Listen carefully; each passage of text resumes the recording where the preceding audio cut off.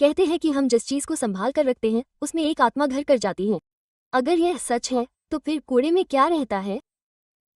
कहानी की शुरुआत एक अमीर लड़की से होती है जो अपने खिलौने को फेंक देती है, जो कि एक नया तोहफा था क्योंकि वो फट गया था। उसकी माँ उसे बताती है कि इसे ठीक करने लायक नहीं है, खासकर जब वे आसानी से एक नया खिलौना खरीद सकते हैं। अंत में वो खिलौना फेंक दिया जाता है।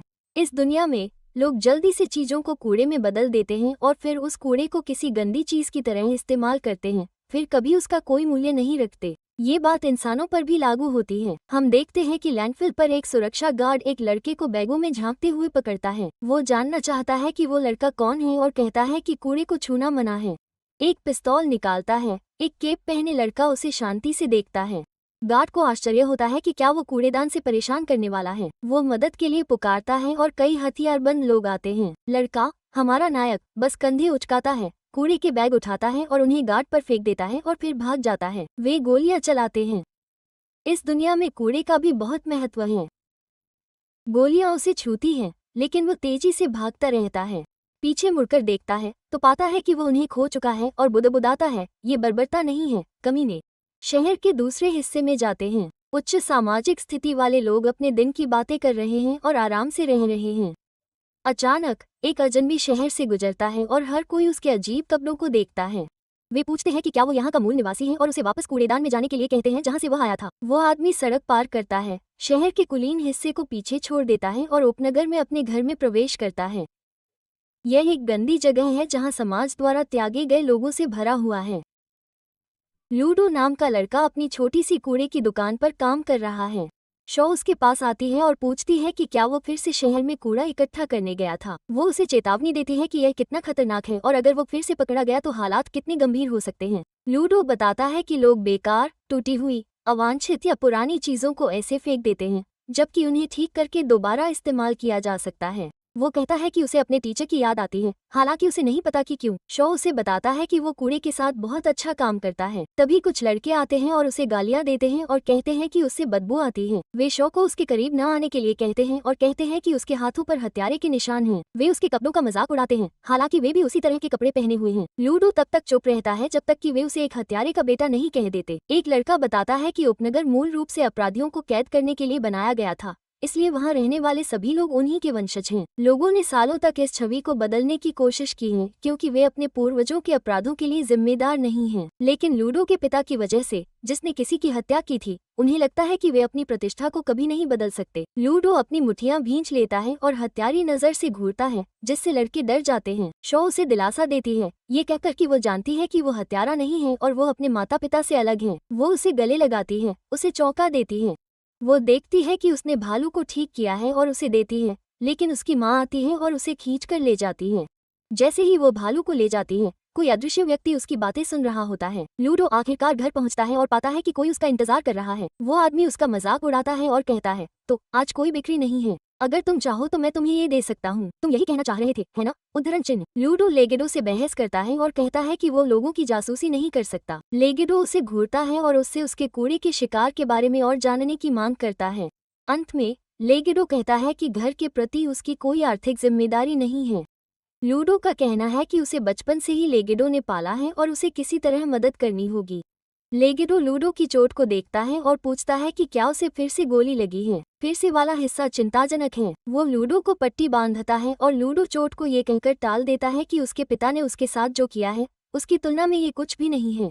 लूडो के हाथ पूरी तरह से काले और पट्टियों से बंधे हुए हैं। लूडो लेगो से विनती करता है कि वो उसके रास्ते पर न चले। इस दुनिया में अपराधियों को छोड़ दिया जाता है और अगर वो पकड़ा गया तो उसे भी उसके पिता की तरह रसातल में फेंक दिया जाएगा। अपने जीवन की कद्र करो, लूडो।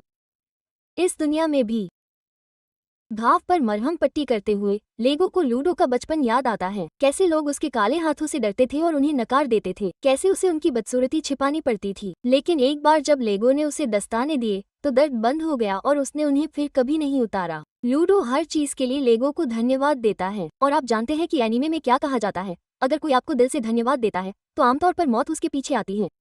लेगो लूडो को सलाह देता है कि अगली बार शो से अपनी भावनाएं न छिपाए और उसे खुद भालू दे दे। दृश्य एक नकाबपोश आदमी पर कट जाता है जो लूडो और लिटो की बातचीत सुन रहा है। अगले दिन लूडो चलता है और रसातल में देखता है उस पुरानी कहावत के अनुसार अगर आप रसातल में झांकते हैं तो रसातल भी आपको झांकने लगता है। दरअसल रसातल एक बहुत बड़ा और अथाह गड्ढा है जिसके नीचे क्या है यह कोई नहीं जानता। बस इतना पता है कि सारा कूड़ा और अपराधी यहीं जाते हैं। झांकते हुए लूडो को एक फांसी का दृश्य दिखाई देता है। शाह वहां आती है और पूछती है कि वो वहां क्या कर रहा है। वो कहता है कि वो बस जिंदगी के बारे में सोच रहा है। वो फांसी के बारे में बात करती है और कहती है कि वहां रहने वाला हर कोई एक फांसी जरूर देखता है। वो लूडो से कहती है कि वह नहीं चाहती कि उसका भी यही हश्र हो, रसातल में फेंक दिया जाए क्योंकि वो उसकी परवाह करती है। लूडो घबरा जाता है, उसे भालू थमा देता है और भाग जाता है। वो कहती है कि वो इसे हमेशा संजोकर रखेगी। लूडो घर भागता है और लेगेडो को बताता है कि शॉ के साथ क्या हुआ, लेकिन उसकी टक्कर उसी नकाबपोश आदमी से होती है जो लूडो का चेहरा देखते ही भाग जाता है। लूडो घर पहुंचता है और दरवाजा खुला पाता है। वो खुशी खुशी कहता है, अंदाजा लगाओ लेगेडो, मैंने आज शॉ से बात की, उद्धरण चिन्ह। फिर रुक जाता है। लेगेडो फर्श पर लेटा हुआ है, उसकी छाती में तलवार लगी हुई है। लूडो घुटनों के बल बैठ जाता है, भ्रमित और घबराया हुआ। लीटो, क्या हुआ? क्या तुम अभी भी जीवित हो? मैं तुम्हें अभी अकेला नहीं छोड़ सकता, उद्धरण चिन्ह। लेगेडो उसे कॉलर से पकड़ता है और फुसफुसाता है, कृपया इस घटिया दुनिया को बदल दो। लूडो के कुछ समझ पाने से पहले ही उसकी पीठ में गोली लग जाती है। गार्ड उसे पकड़कर चिल्लाते हैं कि हत्यारे को पकड़ लिया गया है। लूडो चिल्लाता है कि वो नहीं बल्कि लेगेडो मर जाता है। खून से लथपथ लूडो गार्ड को उसका मजाक उड़ाते हुए सुनता है, सभी मूल निवासियों को गंदा कहता है। वो उनसे उसे छोड़ने की भीख मांगता है, फिर बेहोश हो जाता है। अगले दिन शॉ ये देखने के लिए दौड़ता है कि किसे फांसी दी जा रही है। वो लूडो को रसातल के किनारे बंधा हुआ पाता है। मुकदमे के दौरान लोग घोषणा करते हैं कि उसने पवित्र ऊपरी जिले में एक भयानक अपराध किया है और उसे रसातल में फेंक दिया जाना चाहिए। रसातल का अंधेरा उसकी सारी गंदगी को खा जाए। जज उसे मौत की सजा सुनाता है। शॉ देखता है। लूडो उससे असली हत्यारे को खोजने की विनती करता है। वो मुड़ जाती है और कहती है, अंत में तुम सचमुच अपने पिता के बेटे थे। वो भालू को गिरा देती है जो उसने उसे दिया था। लूडो चिल्लाता है, तुम गंदे हो, तुम वो कूड़ा हो जिसकी अपनी कोई इच्छा शक्ति नहीं है। आप देखते हैं, सुनते हैं और महसूस करते हैं, लेकिन आप इन सबको अनदेखा कर देते हैं। वो चिल्लाता है, तभी उसे असली हत्यारा दिखता है जिसने लेगेडो की हत्या की थी और वो उसकी फांसी देख रहा होता है। रस्सियां काट दी जाती हैं। लूडो को रसातल में फेंक दिया जाता है। मैं तुम सबको नरक में फेंक दूंगा, तुम सब इंसानों को, मैं तुम सबको मार डालूंगा, वो चिल्लाता है। लूडो रसातल के अंधेरे में गिर जाता है। दूर से उसे एक विशालकाय साया दिखाई देता है। उसकी आंखें अजीब तरह से चमकने लगती हैं। वो कूड़े के एक विशाल ढेर में जागता है जिसमें लावा भरे पड़े हैं। उसके चारों ओर केवल अंधेरा और हल्की रोशनी है, और गहराई में देखने पर उसे एक विशालकाय प्राणी आता हुआ दिखाई देता है। तो ये रसातल है, वो जगह जहाँ हर फेंका हुआ सामान जाता है, इंसान, कूड़ा, गंदगी। अंत में वो प्राणी दिखाई देता है। उसके विशाल दांत उसे निगलने के लिए तैयार हैं। दृश्य फिर से उस जगह पर जाता है जिसे वे स्वर्ग कहते हैं, वो जगह जहां लोग सामान्य रूप से रहते हैं। वे टिप्पणी कर रहे हैं कि एक और मूल निवासी को रसातल में फेंक दिया गया है। एक छोटा लड़का उनकी बातचीत सुनता है और कहता है, मुझे हमेशा से यह अजीब लगता था कि वे लोगों को रसातल में फेंकने के बारे में कैसे बात करते हैं। दूर तो फेंक देते हैं, लेकिन फेंकने के बाद क्या होता है इसका जिक्र कभी नहीं करते। वापस हमारे लड़के रूडो की बात करते हैं। वो कई भ्रष्ट प्राणियों से बुरी तरह भाग रहा है। ये प्राणी उसका पीछा करने लगते हैं, उसे एक दो बार काटने के लिए उत्सुक। वो सोचता है, ये चीजें क्या हैं? क्या ये कूड़े के ढेर हैं? वे रूडो पर हमला करते हैं, बस एक छोटा सा टुकड़ा मांगते हैं, ये कहते हुए कि वे एक बार में सब कुछ नहीं निगलेंगे। रूड एक तरफ हट जाता है और जैसे ही वो उतरने के लिए जगह तलाशता है, वो खुद को अपने हाथों में एक मानव खोपड़ी पकड़े हुए पाता है। वो हताशा में चिल्लाने लगता है, वहाँ के लोगों की हिम्मत कैसे हुई मुझे ऐसी जगह फेंकने की? संघर्ष करते हुए उसे ध्यान नहीं रहता कि वो कूड़े से भरी खाई के किनारे खड़ा है। वो फिसल जाता है और नीचे गिर जाता है। उसे अपने फेफड़ों में अजीब सा भार महसूस होता है और उसे एहसास होता है कि हवा अलग है। जल्द ही उसे खून की उल्टी होने लगती है। जो प्राणी उसे देख नहीं पाए थे, वे खून और उसकी आवाज को सूंघने लगते हैं। रूडो अपनी मौत को स्वीकार करते हुए हार मानने ही वाला होता है कि तभी वो अपनी आंखें बंद करता है और एक मृत व्यक्ति की छवि देखता है। वो गुस्से में जाग जाता है और कहता है कि वो सब कुछ ऐसे ही नहीं छोड़ सकता। उसे अभी भी बहुत कुछ करना है क्योंकि उसे उन लोगों से बदला लेना है जिन्होंने उसे वहां फेंक दिया था और उसे मारने वाले को मारना है। रूडो अपने हाथ में पाइप का एक टुकड़ा उठाता है और भ्रष्ट प्राणियों की ओर बढ़ता है। जैसे जैसे वो अपनी मौत की ओर बढ़ता है, एक अजीब व्यक्ति दूर से सब कुछ देख रहा होता है। रूडो उन प्राणियों की ओर बढ़ते हुए कहता है कि वे उस पात से भी ज्यादा बदबूदार हैं जो पैर से निकलती है। उस खुशी को देखो। अंत में वो एक प्राणी को नष्ट करने में सफल हो जाता है, लेकिन जल्द ही दूसरे से दूर हो जाता है। हमला। वो जमीन से एक जिंक शीट उठाता है, एक प्राणी की ओर बढ़ता है और उसी जिंक शीट को ब्लेड की तरह इस्तेमाल करता है। उसके मुंह के एक तरफ से दूसरी तरफ तक काटता है। वो जमीन पर गिर जाता है, बेहद थक जाता है और उस पर कूड़े का ढेर फेंका जाता है। चकमा देने में असमर्थ, ये संभावना है कि हमारा लड़का मर जाएगा, लेकिन वही आदमी जो उसे दूर से छाता लिए देख रहा था दिखाई देता है। वो रूडो को कॉलर से पकड़ता है, उसे जितना संभव हो उतना ऊपर उठाता है और उसकी पीठ पर लात मारता है, जिससे वो सारा खून उगल देता है। अंत में वो उसके मुंह में एक मुखौटा डालता है और पूछता है, क्या चल रहा है? रूडो कुछ भी नहीं समझ पा रहा है, पूछता है, यह अजीब आदमी कौन है और मैं किस जगह पर हूँ? वो आदमी उससे बात करना शुरू करता है, लेकिन उसकी आवाज़ थोड़ी धीमी होती है। रूडो चिल्लाने लगता है, कहता है कि उसे कुछ समझ नहीं आ रहा है, आदमी क्या कह रहा है, और वो आदमी अपना होश खो देता है और भी जोर से चिल्लाता है, कहता है कि यह जगह अंडरवर्ल्ड नहीं है। आमतौर पर वो इस तरह नहीं चिल्लाता, लेकिन इस बेवकूफ़ की वजह से उसे इतनी जोर से बोलना पड़ता है। जीव उसे अभी अभी बनाए गए शैटर बॉय की बदौलत सुन लेते हैं और वो आदमी उसे समझाता है कि उन जीवों को भ्रष्ट जानवर कहा जाता है, और जैसा कि वो देख सकता है वे जीव कूड़े से बने हैं जो किसी भी सामान्य हथियार से किए गए हमले से फिर से उत्पन्न हो सकते हैं। फिर वो अपनी छतरी निकालता है जो सिर्फ एक छोटा धागा था, और वो ब्लेड से भरे छतरी में बदलने लगती है। ये कहते हुए कि चिल्लाने के बाद उसे राहत मिली, वो कहता है, सफाई शुरू करने का समय आ गया है। वो अपनी छतरी घुमाना शुरू करता है और एक झटका एक सर्पिल में एक प्राणी की ओर फेंका जाता है। वो उसे आसानी से नष्ट कर देता है और हमारा लड़का रूडो उसे अपने सामने ही बिखरता हुआ देखता है।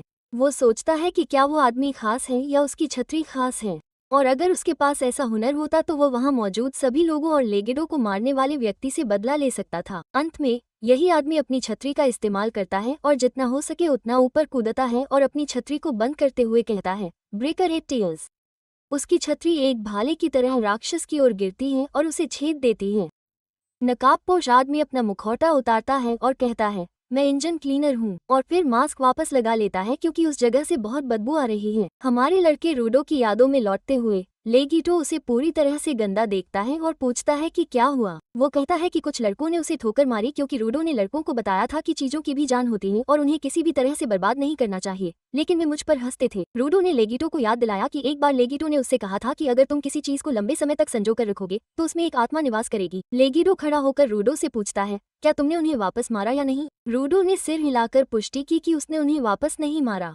लेगीटो ने रूडो के इस तरह के काम की सराहना की। लेगीटो ने उससे कहा कि चीजों को बहुत गंभीरता से न ले क्योंकि यह सिर्फ एक कहावत है, लेकिन फिर भी वो इस पर विश्वास करता है कि हर चीज, चाहे वो कुछ भी हो, कि एक आत्मा होती है जब तक आप उसका ख्याल रखते हैं, यहाँ तक कि यह तौलिया भी। और जैसे ही वो ये कहता है वो हमारे लड़के रूडो का चेहरा पोंछता है। रूडो खुश होने लगता है और कमरे में मौजूद सभी चीजों के बारे में पूछता है, जिसमें उसके हाथों में आत्मा के रूप में पहने हुए दस्ताने भी शामिल हैं। लेगीडो ने उसे एक बार फिर बताया कि अगर वो इसका ख्याल रखेगा तो यह एक दिन निश्चित रूप से एक आत्मा को आश्रय देगा। हमारे वर्तमान समय में लौटते हुए रूडो को पूरी तरह से जंजीरों से बांधकर घसीटा जा रहा है। वो पूछता है कि इंजन ऐसा क्यों कर रहा है, और इंजन कहता है कि वो उसे असुरक्षा की भावना से ले जा रहा है। जल्द ही वो हमेशा की तरह नाराज हो जाता है, छोड़ने की मांग करता है क्योंकि वो ऊपरी दुनिया में वापस जाना चाहता है, लेकिन इंजन ने कहा कि यहाँ से वापस जाना असंभव है। हमने फोन किया, ये यहाँ है। इंजन रूडो के पास वापस आता है और उससे पूछता है कि वो स्वर्ग कैसे पहुँचेगा। यह असंभव है क्योंकि स्वर्ग लगातार घूम रहा है और इसके कई अन्य कारण भी हैं, लेकिन अभी अगर तुम ये समझ गए हो तो कृपया अपना मुंह बंद रखो। ये कहते हुए रूडो को उन लोगों की याद आती है जिन्होंने उसके साथ गलत किया और उसे छोड़ दिया, और निश्चित रूप से हमारा लड़का बदला लेना चाहता है। अंत में वो कहता है कि वो सतह पर लौटेगा और उन सभी को मिटा देगा जिन्होंने उसे धोखा दिया। इंजन कहता है कि यह असंभव है। हमारे लड़के को जंजीरों से जकड़े हुए कूड़े के ढेर से घसीटते हुए वो समझाता है कि स्वर्ग हमेशा गतिमान रहता है, इसलिए अब तक केवल कुछ ही लोग जानते हैं कि वहाँ कैसे जाना है। रूड इंजन पर उस दुनिया की चीजों के बारे में बताने का आग्रह करता रहता है। इंजन नाराज होकर अपना मुखौटा उतारता है और कहता है, अगर तुम इस पर इतना जोर दे रहे हो तो मैं तुम्हें इस दुनिया के बारे में सब कुछ सिखाऊंगा। मैं तुम्हें वो सब दिखाऊंगा जो यातना है। वे आगे एक दरार के पास पहुंचते हैं जो एक शेड की ओर ले जाती है जिसमें 2 ट्रक और शिपमेंट हैं। रूडो को उनकी ओर फेंका जाता है। इंजन तुरंत अपनी पीठ घुमाता है और कहता है, बाकी तुम पर निर्भर है। रूडो उठता है और उस पर चिल्लाता है कि उसने उसे कुछ नहीं सिखाया। जब रूडो को कुछ अजीब लगता है तो ट्रक से अजीब आदमी उतरते हैं और रूडो के पास आते हैं और पूछते हैं, क्या यह एक बच्चा है? मुझे लगा कि उसके साथ कोई और भी है। वे थोड़ा और करीब आते हैं और पूछते हैं, क्या तुम स्वर्ग के लोग हो? रूडो पुष्टि करता है और वे सभी खुशी से उछलने लगते हैं, ये कहते हुए कि उन्होंने उनमें से किसी को जीवित नहीं देखा था क्योंकि वे सभी मृत अवस्था में पहुंच जाते हैं। वे कहने लगते हैं कि वे रूडो को छोड़ देंगे क्योंकि उसके लिए इस तरह बंधा रहना अच्छा नहीं है। रूड को लगता है कि वे अच्छे लोग हैं और जब उसे पता चलता है कि वो ट्रक के पीछे बंधा हुआ है, वे आदमी उसके पास आते हैं और कहते हैं, तो तुमने सोचा था कि हम तुम्हें छोड़ देंगे और तुम्हारे साथ अच्छा व्यवहार करेंगे? तुम बहुत गलत हो। यहाँ हर कोई स्वर्ग के लोगों से नफरत करता है। वे स्वार्थी लोग हैं जो अपने सामने आने वाली हर चीज को त्याग देते हैं, और यह सारा जमा हुआ कूड़ा एक जहरीला बादल छोड़ता है जो हर चीज को भयानक जीवों में बदल देता है, जिससे हवा में सांस लेना लगभग असंभव हो जाता है। हम जिस जगह पर रहते हैं वहाँ के बहुत से लोग स्वर्ग के लोगों से नफरत करते हैं और वे आपको प्रताड़ित करने के लिए भारी कीमत चुकाएंगे। वो रूडो के थोड़ा और करीब जाता है, सड़े हुए खाने का एक हिस्सा उठाता है और कहता है, तुम बहुत दुबले हो, थोड़ा खाओ। उद्धरण चिन्ह। वे वही हिस्सा लेते हैं और रूडो के मुंह में डाल देते हैं। भयानक स्वाद से रूडो को एक पल के लिए घुटन होने लगती है। वो मांस का एक और टुकड़ा लेकर आता है और कहता है, जियो, अच्छा खाओ। उद्धरण चिन्ह। यह ऊपर के खाने जितना स्वादिष्ट नहीं है, लेकिन आपको पसंद आएगा। वो मूर्ख रूडो के मुंह में अपना हाथ डालने की गलती करता है। रूडो उसे अपनी 2 उंगलियों से काटता है, जिससे उसकी उंगलियों की त्वचा पूरी तरह से फट जाती है। वो हताश होकर चिल्लाने लगता है और रूडो जमीन पर रखा खाना खाते हुए कहता है, ये खाना अभी भी खाने लायक है, ये कूड़ा नहीं है। मैं सबकी शिकायतें सुनकर थक गया हूँ। उद्धरण चिन्ह। रूडो अपनी जंजीरें तोड़ देता है और उसके दस्तानों से एक शक्ति निकलती है। उसके आसपास मौजूद सभी लोग हैरान रह जाते हैं और हमारा लड़का इंजन दूर से सब कुछ देख रहा होता है और कहता है कि उसे लड़के के बारे में कुछ गलत नहीं लग रहा है। रूडो फिर एक अनजान शक्ति को सक्रिय करना शुरू कर देता है और उसके हाथों में बंधी जंजीरें ब्लेड में बदल जाती हैं। लोग उस पर हमला करते हैं और कहते हैं कि वो एक दाता है, एक ऐसा व्यक्ति जो दूसरों को शक्ति देता है, लेकिन वे कहते हैं कि चूंकि उसने अभी अभी रूपांतरित किया है इसलिए उसके पास पर्याप्त शक्ति नहीं होगी। वे रूडो की ओर बढ़ते हैं और रूडो अपनी काटने वाली जंजीर से उन पर हमला करने की कोशिश करता है, लेकिन वो चकमा देकर सिर पर चोट खा जाता है। जब वो पीछे देखता है तो उसे कूड़े में फेंका हुआ एक त्यागा हुआ वसीयत दिखाई देता है। वो उसे अपने हाथ से उठाता है और जैसे ही वो उसे छूता है वो भी रूपांतरित हो जाता है। बैकग्राउंड में इंजन हैरान रह जाता है क्योंकि वो एक से अधिक चीजों को रूपांतरित कर सकता है। वहाँ मौजूद सभी लोग हैरान रह जाते हैं और रूडो के उस आदमी की जान लेने से पहले ही इंजन वहाँ आता है और उसका हाथ पकड़ता है और कहता है कि अगर वह सफाईकर्मियों के साथ जुड़ने के लिए तैयार हो जाता है तो वह उसे उस दुनिया के बारे में सब कुछ सिखा देगा। रूडो उसकी नाक से खून बहता हुआ देखता है और कहता है, मैं नहीं जाना चाहता। इंजन अपने बॉस से फोन पर बात कर रहा है और कह रहा है कि उसे कूड़े के ढेर के बीच में कुछ बहुत ही दिलचस्प चीज मिली है जो सफाईकर्मियों के लिए बहुत कीमती है। इस बीच हमारे लड़के रूडो की जांच एक बूढ़ी औरत कर रही है। वो कहती है कि वो बहुत खुशकिस्मत है कि वो उस जगह से बच गया क्योंकि कूड़े के ढेर से बहुत सारी जहरीली गैस उसके शरीर में चली गई थी। बूढ़ी औरत कहती रहती है कि वो एक औरत है, कोई बुरा आदमी नहीं, और पैसे मांगती है और कहती है कि वो वहाँ से जल्द निकल जाए। जैसे ही वो जाता है रूडो इंजन का पीछा करता रहता है और कहता है कि उसने सफाईकर्मियों के साथ जुड़ना स्वीकार नहीं किया और उसके लिए बस यही मायने रखता है कि वो वापस सतह पर चला जाए। सीन में रूडो एक स्वादिष्ट नाश्ता खा रहा है जबकि इंजन उसे बताता है कि उसने कपड़े धोने के बाद बहुत उल्टी की है और उसे ध्यान देना है क्योंकि जल्द ही वो परगेटरी पर प्रैक्टिकल कोर्स शुरू करने वाला है। वो परगेटरी में कूड़े के साथ साथ इस तरह समझाना शुरू करता है, विचारों को भी कई तरह की भावनाएं जमा होना आसान है।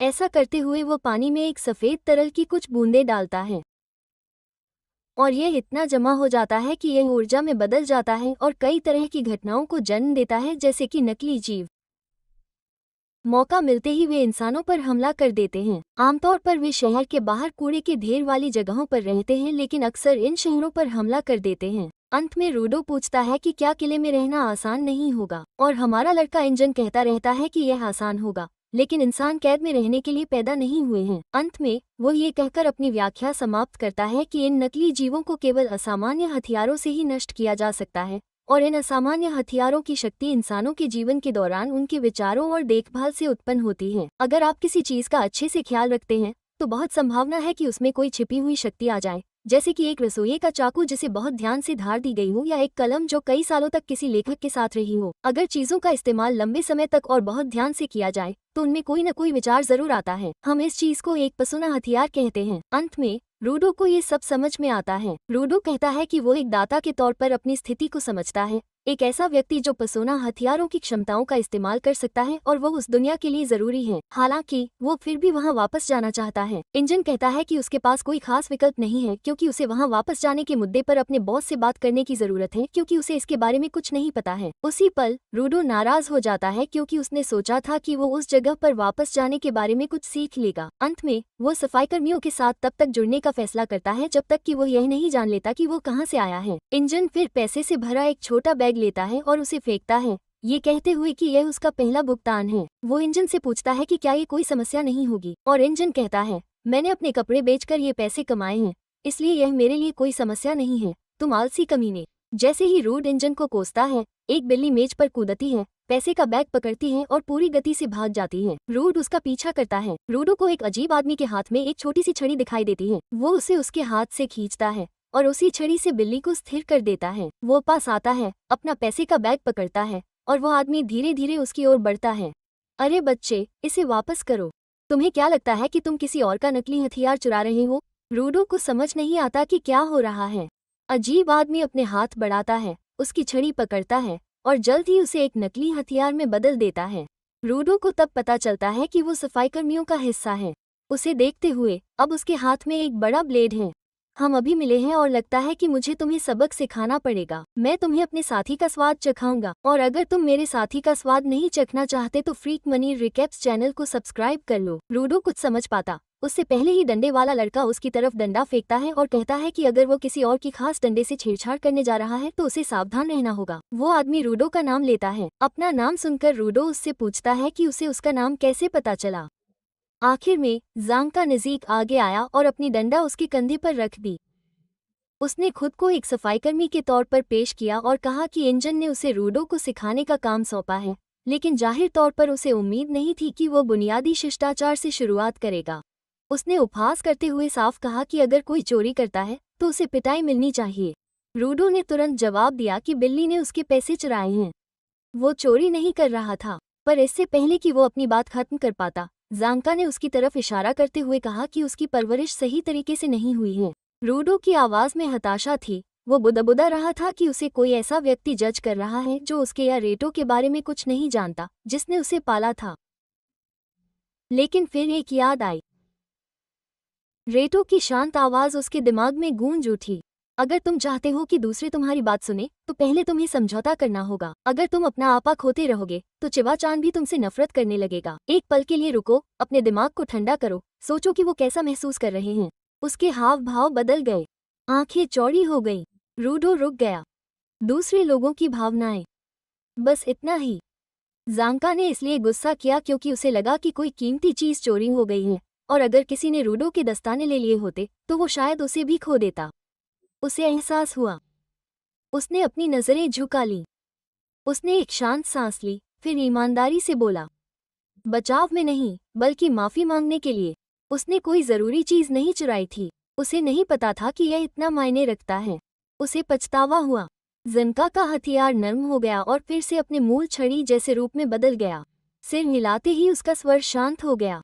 उसने स्वीकार किया कि उसने ज्यादा प्रतिक्रिया दी थी। ये छड़ी आखिरकार उसका खजाना थी। वो रूडो को डराना नहीं चाहता था, इसने उसे बस परेशान कर दिया था। रूडो ने आंखें झपकाई, उसके हाव भाव बदल गए क्योंकि उसके अंदर कुछ अपरिचित हलचल हुई। पहली बार उसे एहसास हुआ कि किसी के साथ शांति बनाने का एहसास कैसा होता है। उसे लगा कि रेटो सही था। जनका ने तनाव को दूर करते हुए उसे उठाने के लिए हाथ बढ़ाया। उसने पूछा कि क्या रूडो चौकीदारों में शामिल होने की योजना बना रहा है, और कहा कि कठिन शुरुआत के बावजूद वो साथ काम करने के लिए उत्सुक है।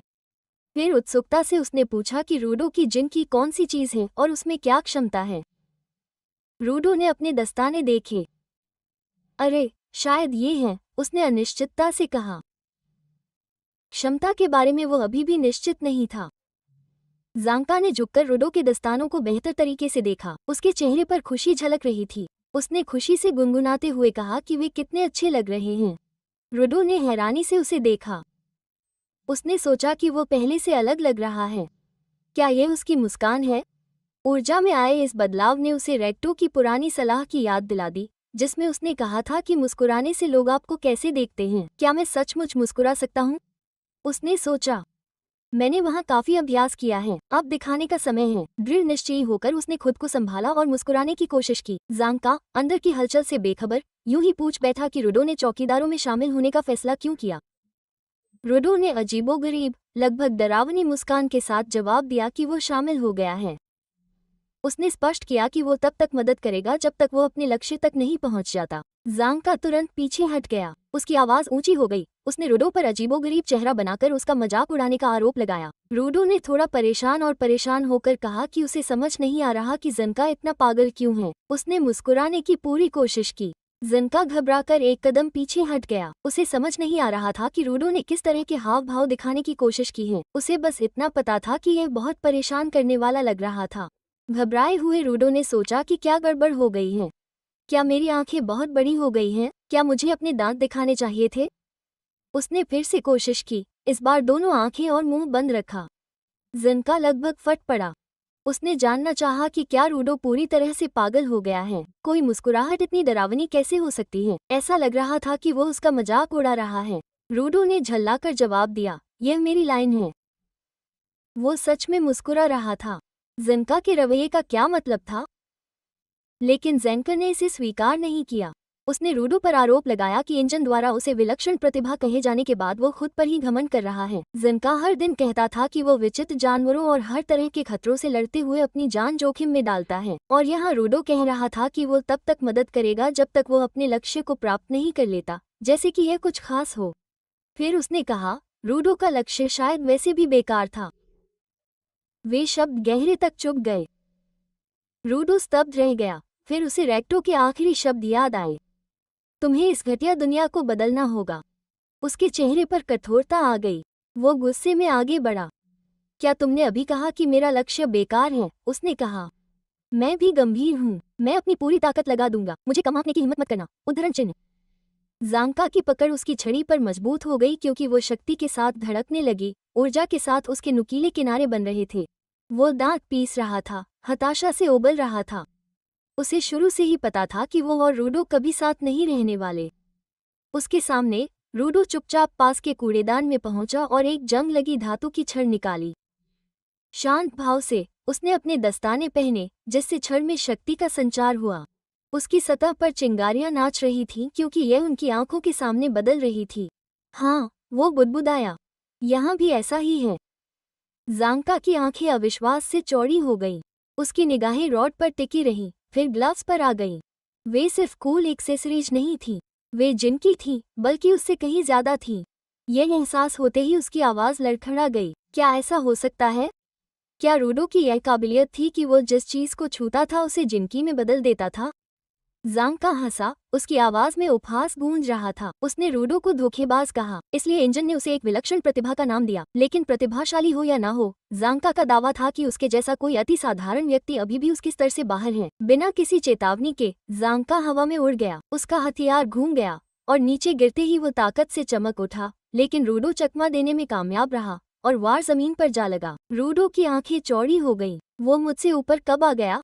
इससे पहले कि वो कुछ कर पाता, ज़ांग हवा में घूमा और रुडो के चेहरे पर एक सीधा वार किया, जिससे वो पीछे की तरफ उड़ गया। उसने कई वार किए, हर वार के बीच उसकी आवाज में ताना मारने जैसी आवाज थी।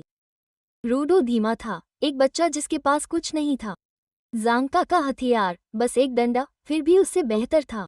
गुस्से में रुडो आगे बढ़ा, लेकिन ज़ांग ने इस चाल को आसानी से भांप लिया, साइड स्टेप किया और जोरदार वार किया, जिससे रुडो जमीन पर गिर गया। उसने इस हमले को घटिया बताते हुए उपहास किया, बस एक कमीने के पास एक हुनर है। फिर लड़ाई के बीच में ज़ांग रुक गया। उसके चेहरे पर कुछ चिपका हुआ था।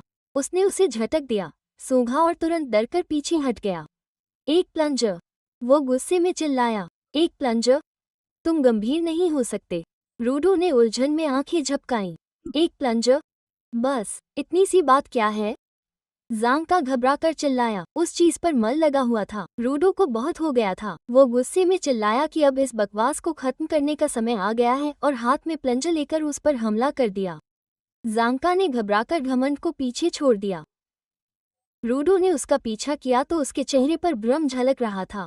उसे क्या हो गया है? मुझे नहीं पता कि यह चीज़ क्या करती है, लेकिन ये काम करती है। ज़ांका हाथ हिलाते हुए भागता रहा। रुक जाओ, सच में तुम्हें इधर उधर नहीं हिलाना चाहिए था।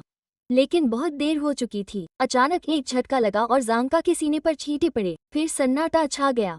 फिर एक कार आकर रुकी। इंजन ने बाहर निकलकर गंदगी को देखा और जोर से हंसने लगा। तो तुम लोग पहले से ही दोस्त हो? उसने कहा। जब चारों ओर मल उड़ रहा था तो लड़ रहे थे। ऐसा कुछ कभी नहीं देखा। ज़ांका ने शर्म से अपना चेहरा छिपाने की कोशिश की। किसी मल के लिए इतनी बड़ी शर्मिंदगी। रूडो ने उसे घूर कर देखा। मैं वाकई मल से लड़ता था और मुझे इस पर पूरा भरोसा था। इंजन ने मुस्कुराते हुए कहा। ज़ांका यहाँ एक युवा मास्टर की तरह है और अब वो मल से सना हुआ है। मैं हंसना बंद नहीं कर सकता। बहुत हो गया, मुझ पर हंसना बंद करो। उद्धरण चिन्ह। ज़ांका शर्म से लाल हो गया। जैसे ही वे सभी कार में चढ़े, रूडो ने देखा कि कोई पिछली सीट पर झुका हुआ है। जैसे ही हंसी शांत हुई और कार आगे बढ़ी, इंजन पीछे झुक गया। उसकी मुस्कान अभी भी बनी हुई थी। ठीक है, उसने अपनी बाहें फैलाते हुए कहा। पहली मुलाकात काफी दिलचस्प रही। उसने ज़ांका की ओर इशारा करते हुए कहा, यह आदमी तुम्हारा गुरु बनने जा रहा है। जब बात जिंकी को संभालने की आती है तो चौकीदारों में ज़ांका सबसे अच्छा देने वाला है। तुम उससे बहुत कुछ सीखोगे। इसके बाद एक लंबा सन्नाटा छा गया। ज़ांका ठिठक गया। इंजन ने मुझे पहचाना? उसकी आंखें अविश्वास से चौड़ी हो गई। इंजन ने वास्तव में मुझे पहचाना?